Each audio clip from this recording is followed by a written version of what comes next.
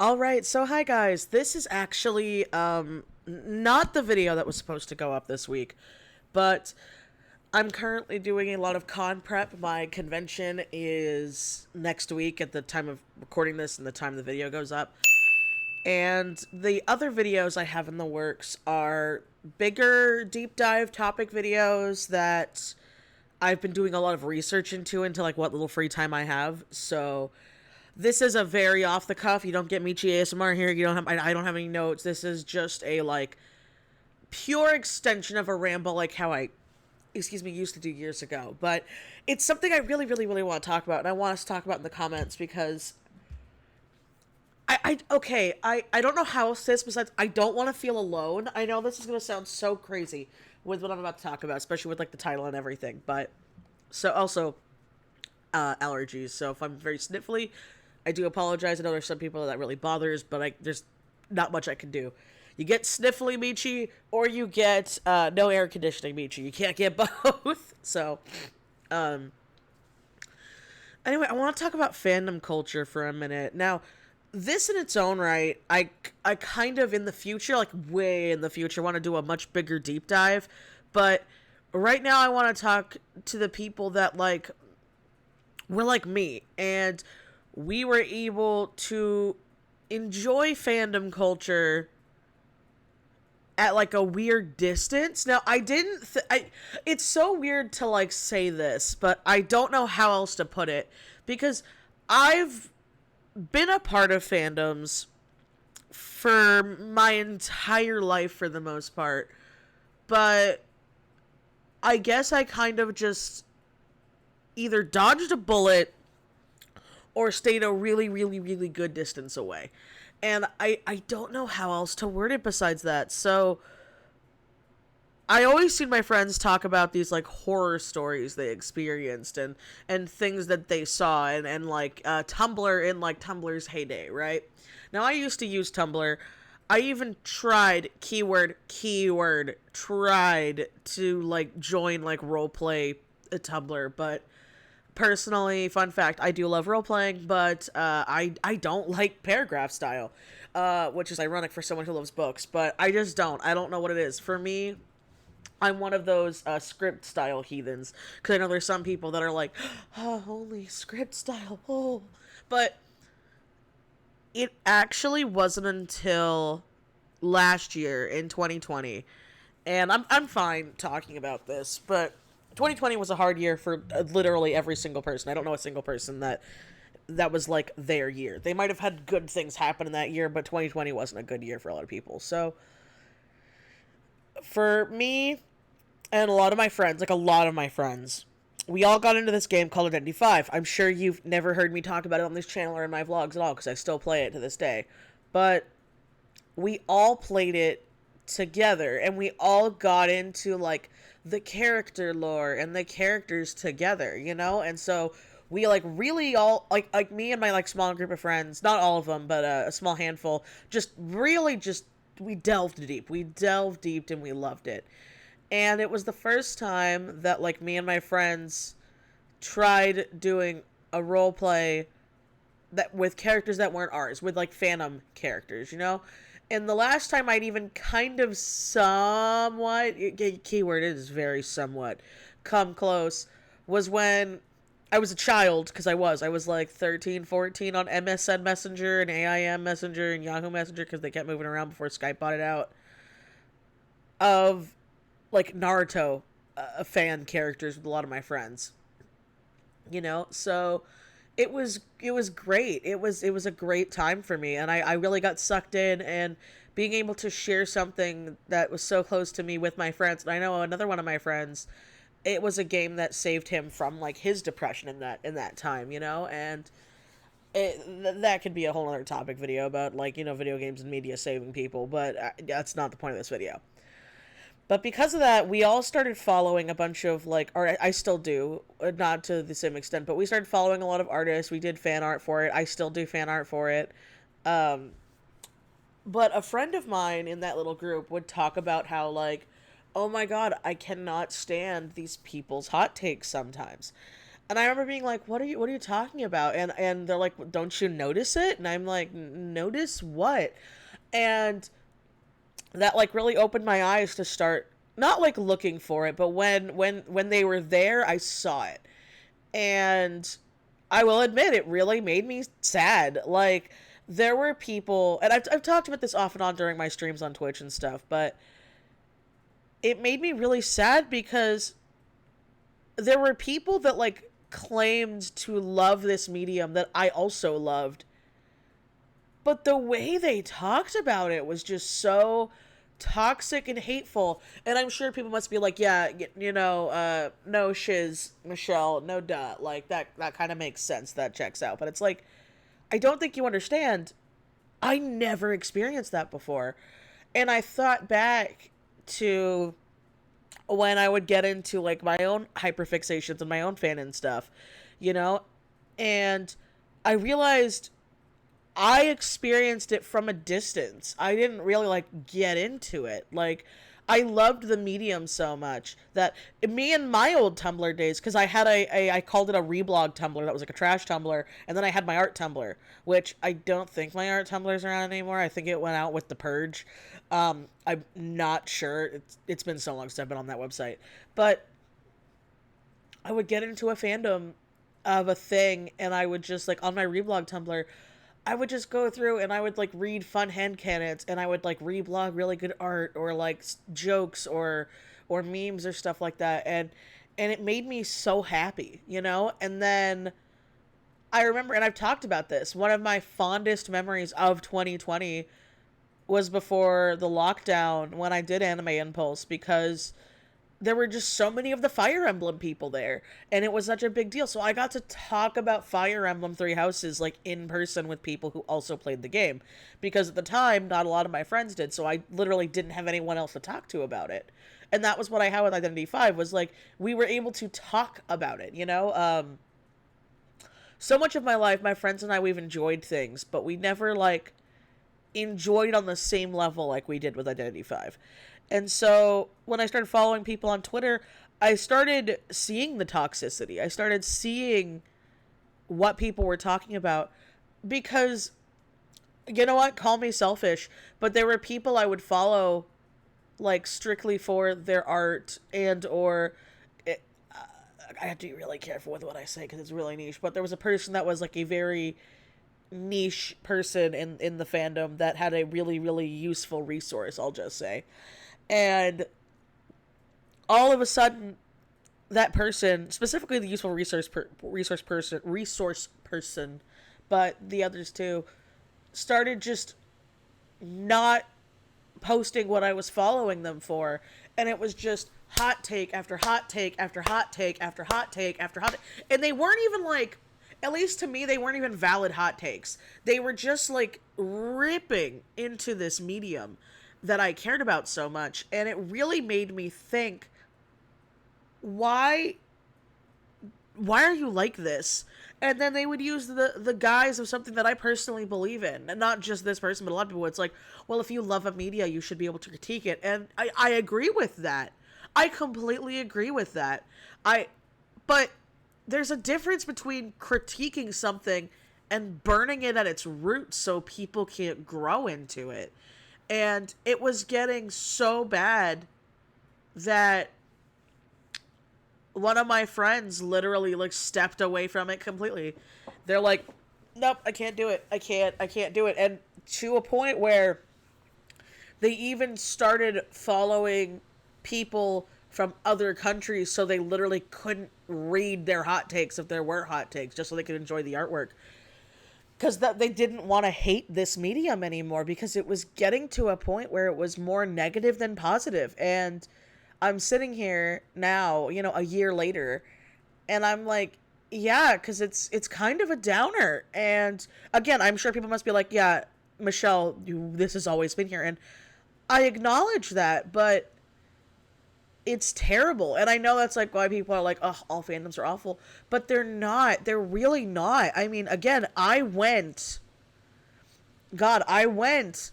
you know, almost 13, 14 years without dealing with this.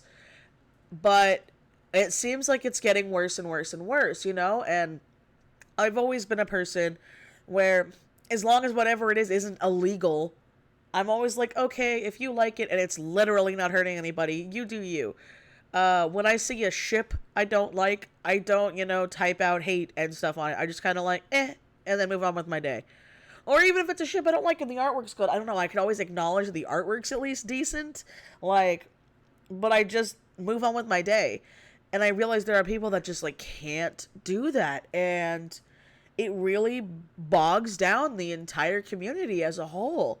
Because it just makes it not fun. Like, it actually, like, puts me in a bad mood to where, like, because I still play Identity 5 and stuff, and I play rank. Literally, when I wake up, I don't even want to check, like, Twitter, because I don't want to, like, have my mood be soiled before I play, like, a game or rank or something, because I still play it every day, you know?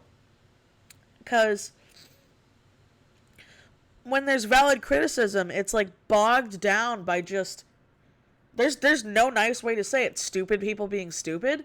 And I know that might be, like, really harsh, but there are people who, like... They claim to know something when it's pretty apparent, you know? There are... Now, here's the thing. There are... excuse me. There are very valid criticisms for people to bring up that are really important. Like, just like in IDV and in Genshin, there's a really bad whitewashing problem with a lot of overseas artists. It's really bad. Very valid. Very great for people to get upset about. When I see characters like Ganji, William, or even Patricia from Identity 5 whitewashed, I'm like, don't like that. Don't like that. Very bad. No. But I see it also in the Genshin fandom, so I know it's not just this fandom. I see it with a lot of characters like Kaya and Zhangyan. I hope I'm saying her name right. She's the rocker chick. I'm probably pronouncing her name terribly. I do apologize. But, like, it's bad. It's very bad. That's a very valid critique. But then I'll see critiques where people are just ripping into a game because their favorite ship, which, by the way, especially in the game itself, there's only, in Identity 5, at least that for sure, there's only, like, high-key that I know of, one, maybe two with the new people coming out, like, confirmed ship characters. Like, confirmed. Like Lentice is like, yeah, these guys are together. So... You have your fandom. I'm Val trash. I will fully acknowledge I am Val trash, right? But the game itself isn't making it canon, so, like, you need to calm down. But I'll see people where they're like, oh my god, my ship wasn't confirmed. I hate this game. They'll just rip into it. Or they'll start using, like, really hateful language because their ship wasn't canon, or their headcanon wasn't canon. I think a big example of this was with... I know people who don't know Identity 5 are going to be like, what are you talking about? But it's kind of important.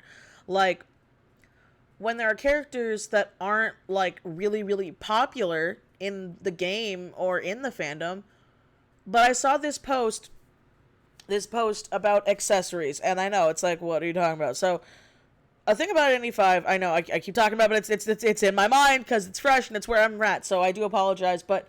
In the game Identity 5, yes, it is technically a gacha game, but unlike Genshin Impact, you literally just get it for fancy things. You get it for aesthetics. You get no in-game bonuses for putting money into this game. I think that's why I like it a little better too. Literally, it's just on skill. It's just aesthetics. So when characters, either hunters and or survivors, get accessories or special accessories, it just changes the aesthetic look of that accessory or that of their, like, special power or thing. Right? Pretty basic, pretty okay. You get it. So, there were characters that got announced, I think it was this season or it was last season, where they got announced that they were getting a special thing. And so many people were losing their mind because they're like, who plays this character? Why is this character getting an S item? Why is this character getting an S item? Why isn't my character getting an S item? Why isn't my main getting an S item? And I'm sitting here like, as someone who doesn't play a lot of the main, like, fandom characters in the game. I remember being like, we did, but then there was someone who was a magician main who was like, we were. Listen, there are people who main every single character in the game, even if they aren't popular. And it's so true. It's like, hey, we've waited. Do you know, like, a big one I always see with the fandom is just, oh my god, my character didn't get an S skin. Yeah, lots of characters didn't get an S skin. It's not right. But you know what? It is still a game and it is still a business. And I think that's a bigger thing that more people need to understand with that. And I'm not talking to, like, actual kids. I'm talking to the adults, because there are actual kids. Like, when I was 13, I'm sure when I was 13 I said some really stupid shit on the internet too. No offense to 13-year-olds out there, but trust me, I'm sure there was a point where you're gonna look back in like 10 years and be like, ooh. But because I definitely was. But I'm more talking to the adults, like the adults like me, where they're just like, oh, well, I love this game so much, I have a right to... It's like, yeah, you have a right to critique it. Not rip it apart and, like, kill it for everybody else. Like, I remember when Ganji came out. Ganji's one of my favorite characters. The fandom slept on him so hard. And he came out during a Candyland event. Like, it was so cool. But they slept on him so hard. So hard. And then people wonder why there's not a lot of crap for him. It's because not a lot of people play him. There are people who main him, but there aren't a lot of people who play him. I main Kurt. Explorer. He, like, from my knowledge, just got an S skin for the first time, like, since he was almost nearly released.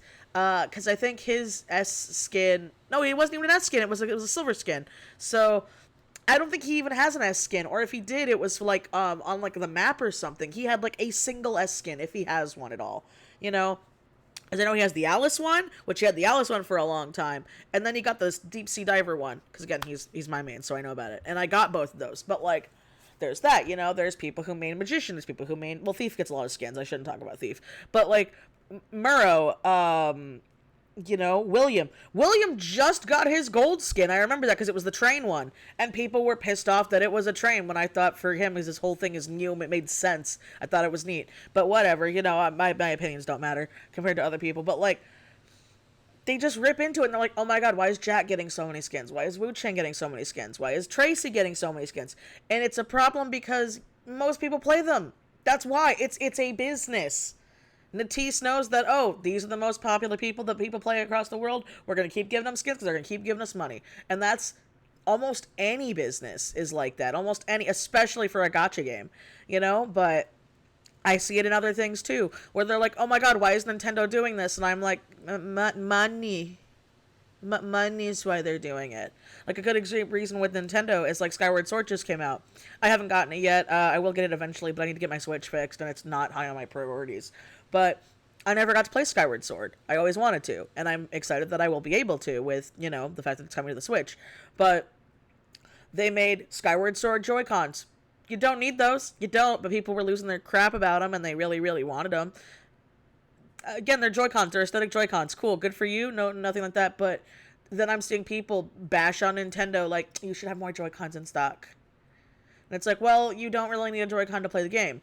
Now, where a good critique is with the Amiibo thing, where the Amiibo thing for Skyward Sword seems kind of BS, because the only way to get, like, the fast travel mechanic is through an Amiibo. Why aren't more people talking about that? Like, that's really messed up, because that means that you need this Amiibo for literally a main thing in your game. So, see, valid critique, valid thing, but most people are just like, ooh, Amiibo. And I'm just like, guys, we need to, I don't know, sort out our priorities.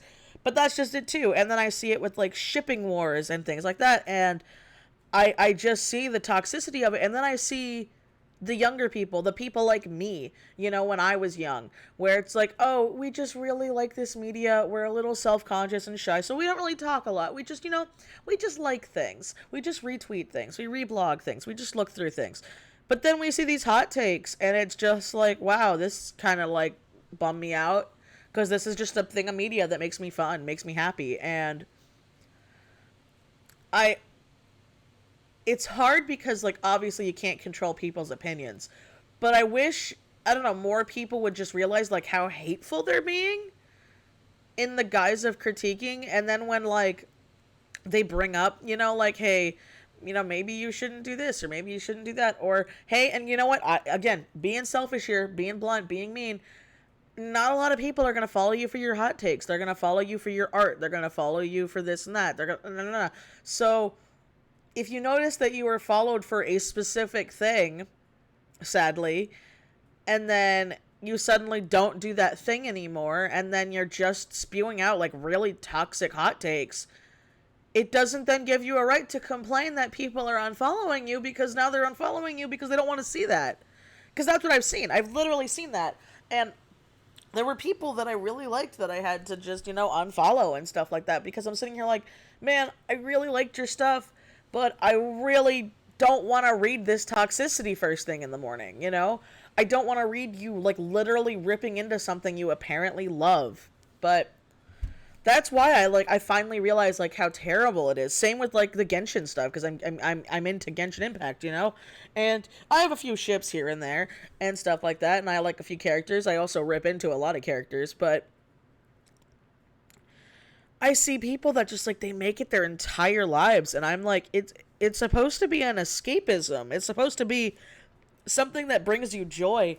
And if you're getting this heated and this upset about it, I just genuinely don't think you like the medium. I don't. I think you just want to rip it apart. Or you want people to feel like as angry and bitter as you do over a piece of media that in no way affects you.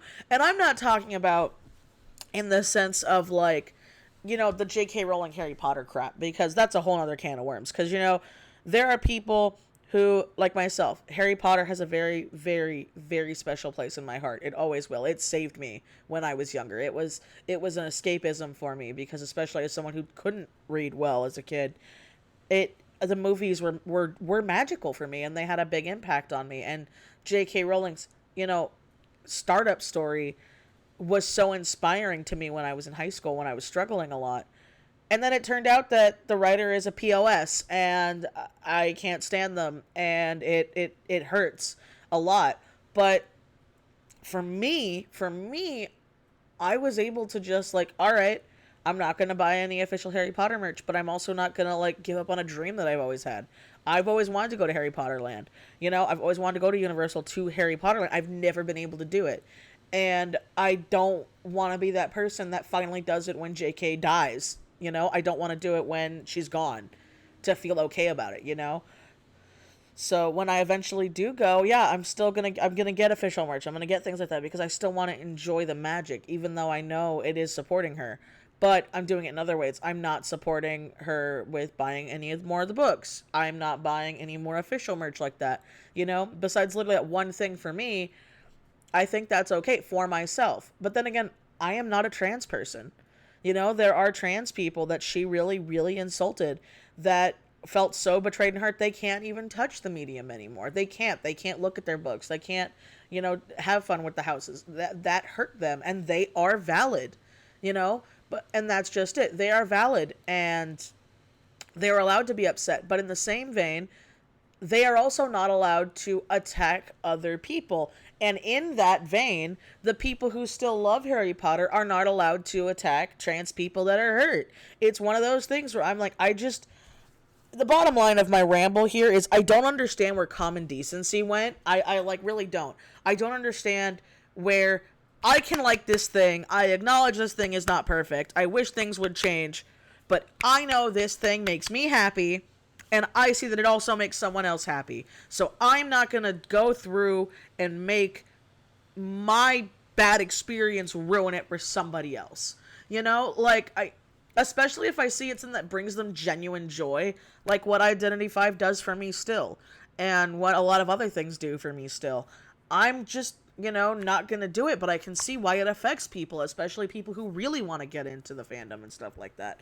And this is why almost all fandoms are toxic, because here's the problem. There is not a single perfect fandom. This is in everything. This is in every fandom and every niche thing that exists. And I really wish it wasn't. So that's the end of my ramble, my rant, my whatever this was. I hope you guys enjoyed, but please, please let me know in the comments down below, like, your stories, your experiences. I really want to read them because I want to know if I'm not alone here, where I just, like, dodged a bullet until now, or if you've kind of always been there and you've just learned to deal with it, because I could use the advice too, you know, because it sucks. But I want us to enjoy something that brings us joy without tearing other people down for liking something that we don't like about it. Anyway, I gotta do my little spiel now, so thank you guys for listening. Please remember to like, comment, and subscribe because YouTube is dumb. If you cannot think of what to comment, comment for the bot or slap an emoji down below because that algorithm boost really does help. Thank you as always to my amazing Patreon patrons. Really, especially now with this con crunch, I really appreciate every little bit you do. Thank you also for people who check out my Etsy store. That's also been a great endeavor and great help recently. I love you all so, so much, and I will see you guys next time. Bye-bye.